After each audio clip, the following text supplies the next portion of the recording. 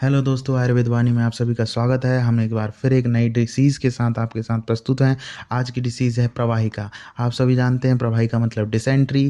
तो इसका परिचय देखते हैं कि जब बार बार प्राण प्रवाहन करने मतलब हम ताकत लगाने में करते हैं तो प्रवाहन करने से क्या होता है कि थोड़ी थोड़ी मात्रा में मल का बाहर निकलना गुदा मार्ग से कफ के साथ, यह क्या कहलाता है? यह प्रवाहिका कहलाता है। इसके कुछ पर्याय बताए गए हैं, जैसे कि बिम्बिश, संस्त्री, निश्चारक, अग्नि, अन्न ग्रंथि, निधारक और निस्तानिका। यह इसके पर्याय हैं। फिर उसके बाद हम देखते हैं इसके निदान। निदान क्या होते हैं? कॉजेज़ मतलब कारण, किन कारणों से जो है हमारी जो डिसीज़ है इसकी उत्पत्ति होती है। तो चलिए हम इसके कारण देखते हैं। इसमें बोला गया है कि अहित आहार का सेवन करना, मतलब जो हमारे शरीर के लिए विरुद्ध है उस आहार का सेवन करना, वात तथा कफ दोष का आहार विहार, मतलब ऐसे आहार विहार का सेवन जिसमें वात प्रदान और कफ प्रदान है। फिर उसके बाद आता है सामान्यतः प्रवाहिका के निदान भी अतिसार के समान ही हैं। हमने अतिसार अभी भी कुछ दिन पहले हमने अतिसार का टॉपिक पढ़ा हुआ है। यदि आपने अभी तक अतिसार का वीडियो नहीं देखा है तो मेरे चैनल में जाके अतिसार का वीडियो देखें। उसमें आपको अतिसार के निदान पता चलेंगे। उस वे निदान जो हैं सेम प्रवाहिका के भी निदान हो सकते हैं। फिर उसके बाद बोला है कि अत्यंत उष्ण एवं तीक्ष्ण काल में जो है प्रवाहिका हो सकती है। इसके बाद हम क्या देखते हैं इसकी संप्राप्ति, पैथोजेनेसिस। तो संप्राप्ति में बोला गया है कि प्रवाहिका में सर्वप्रथम आहित आहार विहार या अग्निमांद कफ की अधिकता वृद्धि हो जाती है। मतलब जैसे कि हमने निदान सेवन किया, निदान सेवन से क्या होगा? दोषों की वृद्धि होगी, मतलब वात और कफ की वृद्धि होगी, है ना। फिर उसके बाद क्या होगा? तो आम पिच्छिल हो जाएगा। मतलब जब वात और कफ की वृद्धि हो जाएगी तो अग्निमांद हो जाएगी, उससे आम पिच्छिल हो जाएगा और आंतों में चिपक जाएगा, जिससे वात प्रकोपित हो जाएगी। यही वायु पिच्छिल कफ को पुरुष के साथ गुद मार्ग से निकालती है।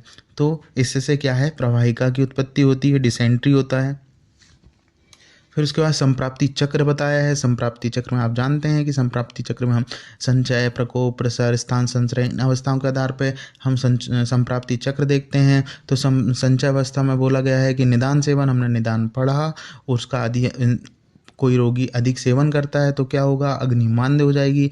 अग्निमांद हो गई वो कफ मल पर वात प्रकोप होगा, कफ और वात दोष का प्रकोप होगा, सीधी बात। प्रकोप अवस्था में फिर प्रसार अवस्था में क्या होगा?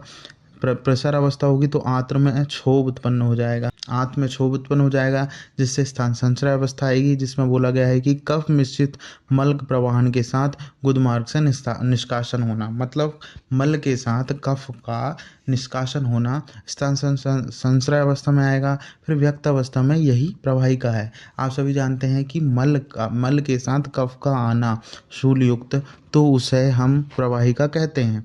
ठीक है। फिर आता है संप्राप्ति घटक। संप्राप्ति घटक में फैक्टर ऑफ पैथोजेनेसिस। तो इसमें बोला गया है कि दोष कौन कौन से इन्वॉल्व होंगे? वात और कफ। दूष्य कौन से होंगे? अन्य शरीर मल पुरुष होगा। अग्नि जठराग्नि इन्वॉल्व होगी, अग्नि दुष्टि में अग्निमांद्य हो जाएगी। आम में अग्निजन्य आम उत्पन्न होगा। जो स्रोतस होगा पुरुष वा स्रोतस, उदक वा स्रोतस इन्वॉल्व रहेगा। स्रोतोदुष्टि संग होगा। व्यक्त स्थान पक्वाशय में व्यक्त होगा।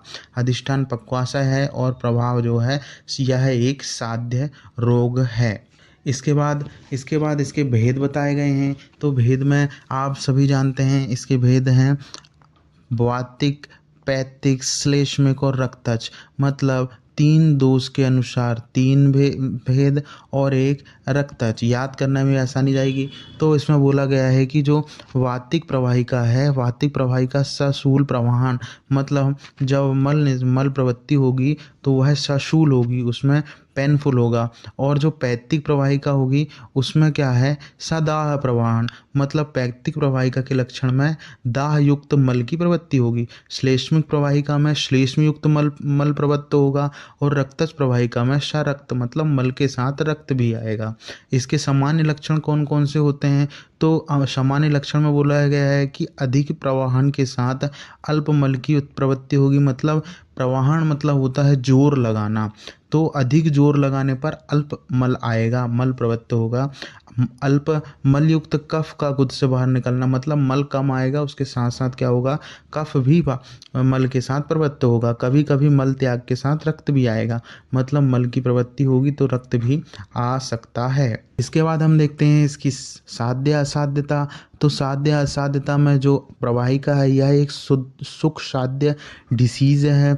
इसमें चिकित्सा ना करने पर यह कृच्य साध्य हो जाती है। हम देखते हैं कॉम्प्लिकेशंस, जिसे हम उपद्रव कहते हैं। उपद्रव में बोला गया है कि गुदानाल की अंगुली परीक्षा में एक्सरे करने पर या फिर आमी आदुर्भ मिल जाते हैं। मतलब जब हम गुदानाल का एक्सरे करते हैं या फिर अंगुली डालकर उसकी परीक्षा करते हैं तो उसमें आदुर्भ मतलब गांठें देखने को मिलती हैं। उसमें फिर बोला गया है अमीवा जन वर्णों में से दारुण रक्तस्राव या फिर कदाचित आंत में छिद्र एवं छिद्रीभवन संभव है। मतलब जो अमीवा जन्य यदि कोई प्रवाहिका है तो उसमें आंतों में छेद होना, इसके संभवतः छेद होना इसके लक्षण हो सकते हैं।